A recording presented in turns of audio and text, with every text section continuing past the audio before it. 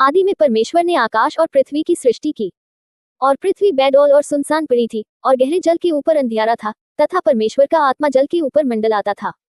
तब परमेश्वर ने कहा, उजियाला हो, तो उजियाला हो गया। और परमेश्वर ने उजियाले को देखा कि अच्छा है, और परमेश्वर ने उजियाले को अंधियारे से अलग किया। और परमेश्वर ने उजियाले को दिन और अंधियारे को रात कहा, तथा सांझ हुई फिर भोर हुआ। इस प्रकार पहला दिन हो गया। फिर परमेश्वर ने कहा, जल के बीच एक ऐसा अंतर हो कि जल दो भाग हो जाए। तब परमेश्वर ने एक अंतर करके उसके नीचे के जल और उसके ऊपर के जल को अलग अलग किया, और वैसा ही हो गया। और परमेश्वर ने उस अंतर को आकाश कहा, तथा सांझ हुई फिर भोर हुआ। इस प्रकार दूसरा दिन हो गया। फिर परमेश्वर ने कहा, आकाश के नीचे का जल एक स्थान में इकट्ठा हो जाए और सूखी भूमि दिखाई दे, और वैसा ही हो गया। और परमेश्वर ने सूखी भूमि को पृथ्वी कहा, तथा जो जल इकट्ठा हुआ उसको उसने समुद्र कहा। और परमेश्वर ने देखा कि अच्छा है।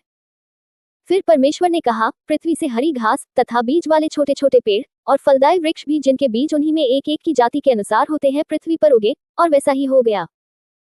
तो पृथ्वी से हरी घास और छोटे छोटे पेड़ जिनमें अपनी अपनी जाति के अनुसार बीज होता है, और फलदायी वृक्ष जिनके बीज एक एक की जाति के अनुसार उन्हीं में होते हैं, उगे। और परमेश्वर ने देखा कि अच्छा है। तथा सांझ हुई फिर भोर हुआ। इस प्रकार तीसरा दिन हो गया। फिर परमेश्वर ने कहा, दिन को रात से अलग करने के लिए आकाश के अंतर में ज्योतियां हों, और वे चिन्हों और नियत समयों और दिनों और वर्षों के कारण हों।